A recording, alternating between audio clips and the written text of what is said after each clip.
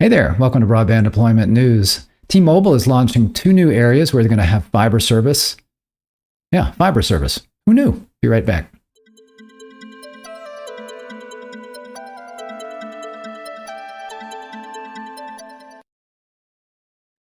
Thanks for joining me. Rick Husey here with Broadband Deployment News. So this was surprising to me. I was not aware that, and I'm not the only one, I was not aware that T-Mobile was providing fiber service, or at least marketing it. You see here, T-Mobile expands fiber service to 2 Colorado cities.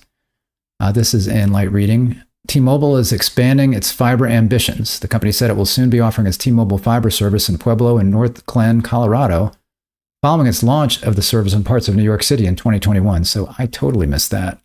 I've been saying that T-Mobile, unlike AT&T and Verizon, doesn't have a fiber play. So they have been going very heavy into their fixed wireless offering, which one would expect, but apparently they are testing the waters here with fiber. Company officials have described T-Mobile Fiber as a test of its Un-carrier brand on top of a fiber network or fiber internet service. It appears that testing has been successful given that T-Mobile is expanding into 2 more markets. The 2 new Colorado markets are now listed alongside New York City on the operator's T-Mobile Fiber website. Again, this was all news to me.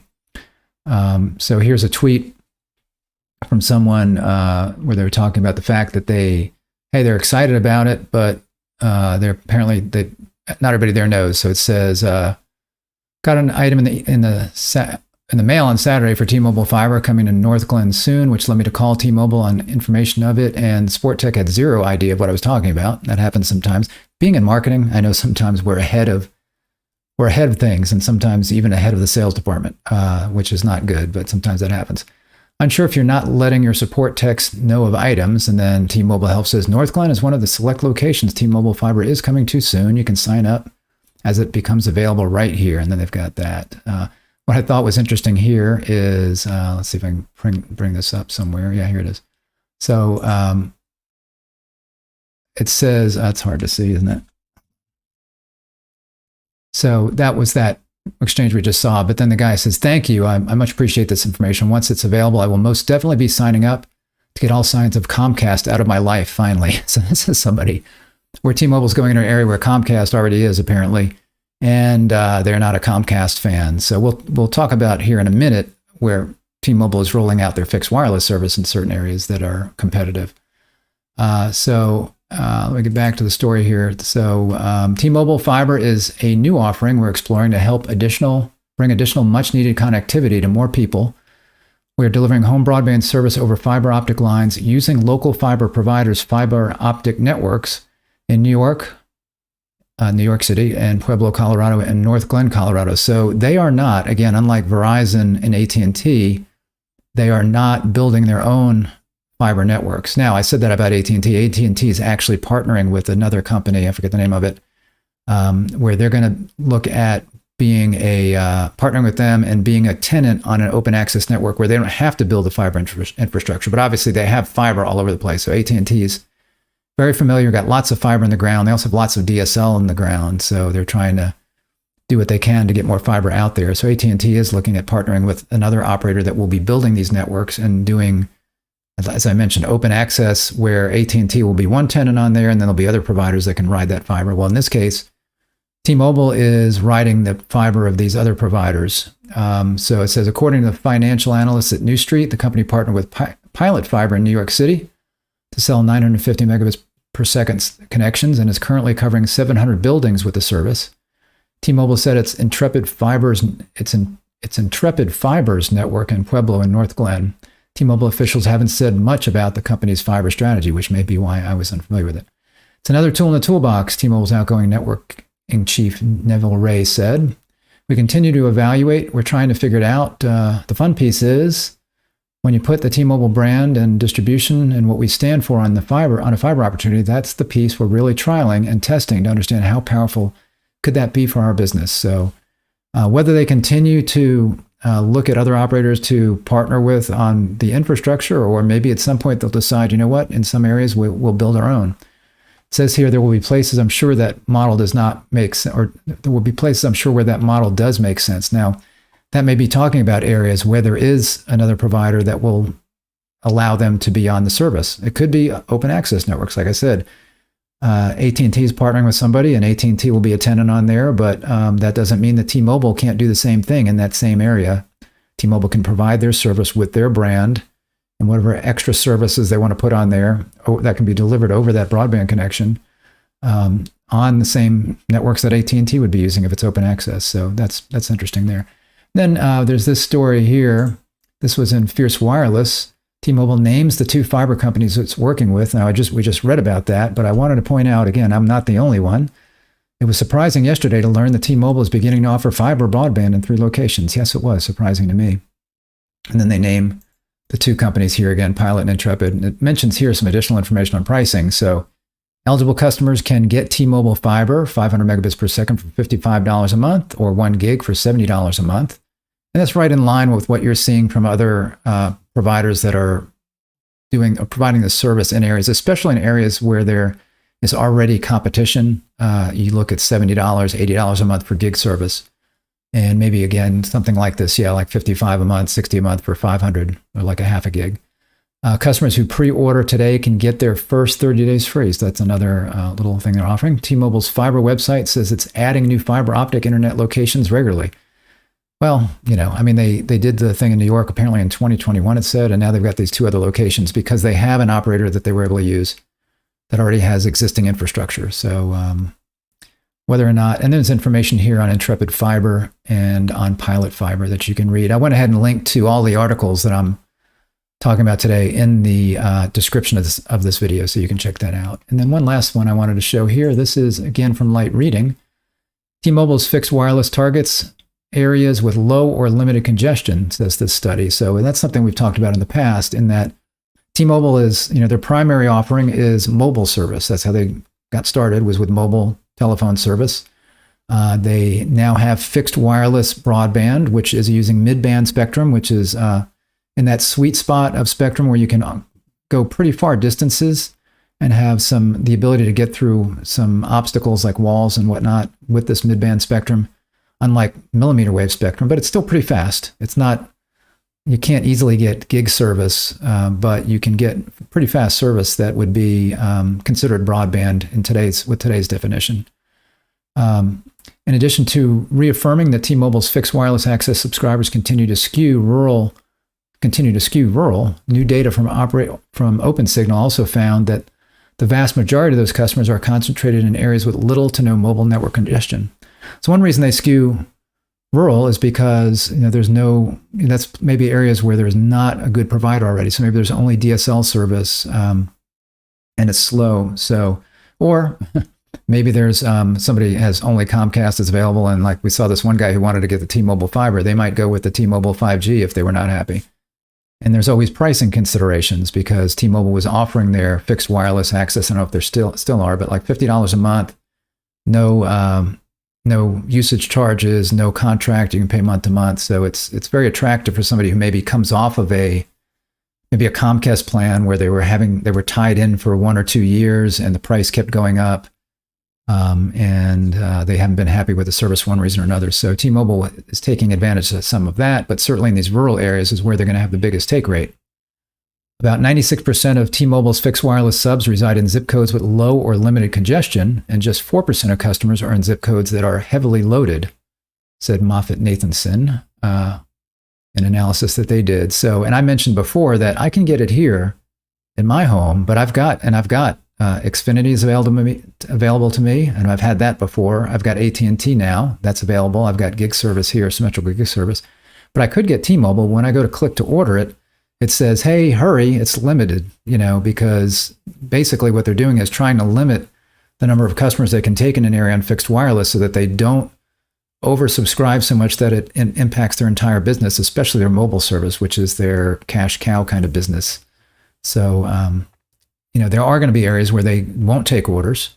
And there are some areas, maybe in rural locations, where there are just not enough customers to make the network congested. So they're able to get the business there because, again, there's maybe not some other alternatives for broadband. Plus, there's fewer customers, so there's going to be fewer customers to congest the network. And you see here, they're showing just that graphically that you see 96% are in low or limited congestion and then 4% in high congestion. Those general findings match up quite well with a similar prior analysis that was based on Comlink data back in 2021, roughly a year ago. It was clear then and remains clear now that T-Mobile is being very careful to only take subscribers where their network can handle them. What's not as clear is what the issue is in areas where there is congestion, whether it's due to overuse or because T-Mobile has yet to deploy its full complement of 2.5 gigahertz mid-band spectrum.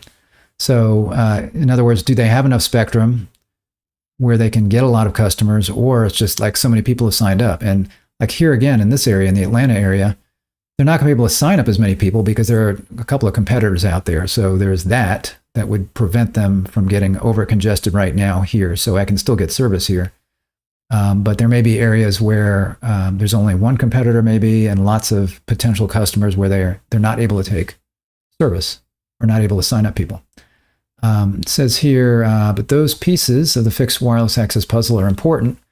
Capacity remains the central debate with respect to fixed wireless access, both for investors in T-Mobile and Verizon, who are attempting to estimate longer-term revenue potential, and for investors in competing fixed-line broadband services who are attempting to assess competitive risk. So, yeah, investors are trying to figure out, how far can T-Mobile take this? People like Verizon are trying to figure out, well, where do we compete with T-Mobile on our fixed wireless access product or their Fios product, fiber product?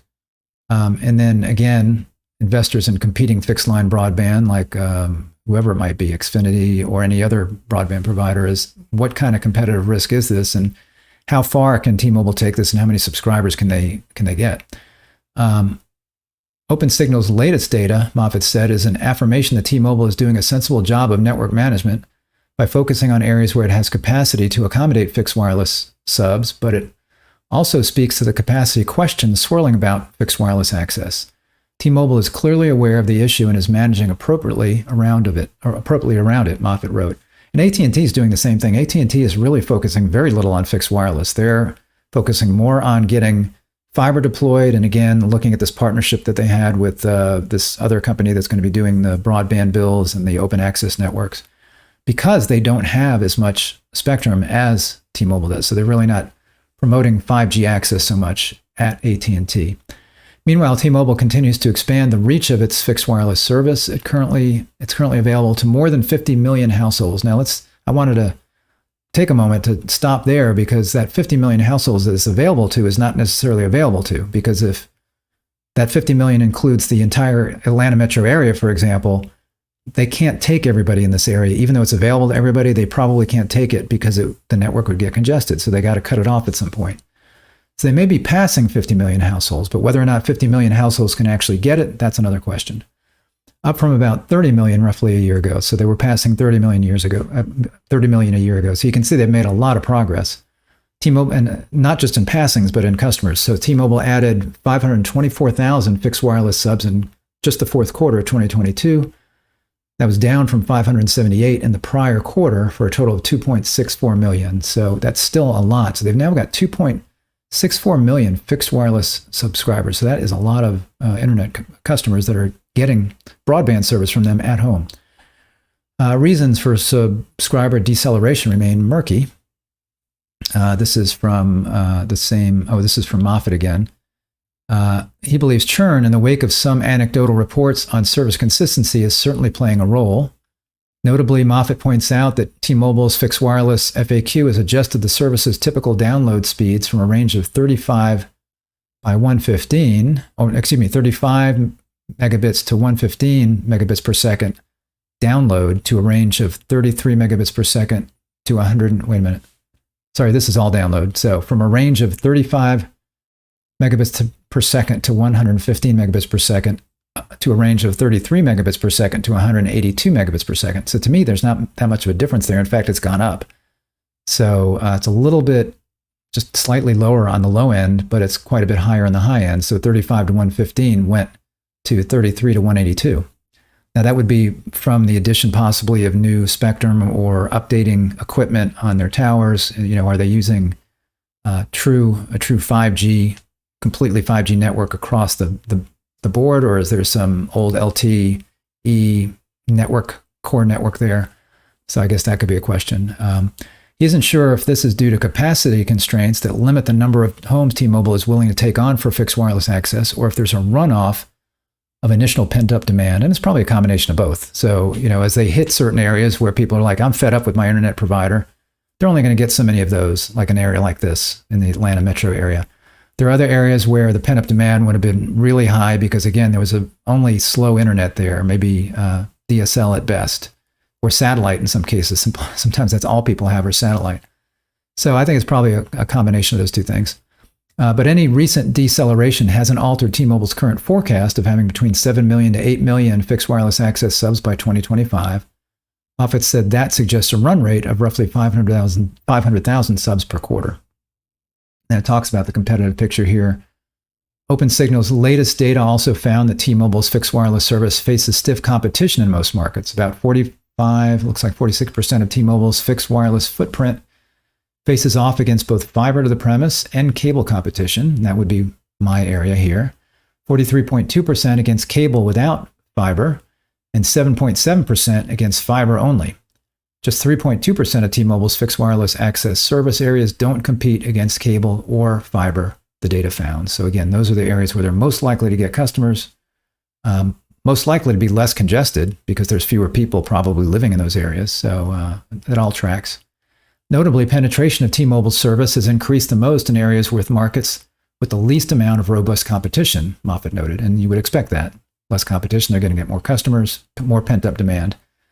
By the way of example, T-Mobile's fixed wireless service in Q4 2022 achieved penetration of 2.95% in areas with DSL and no cable, compared to 1.23% in areas with fiber and cable. So yeah, in those kinds of areas, they're going to be less successful.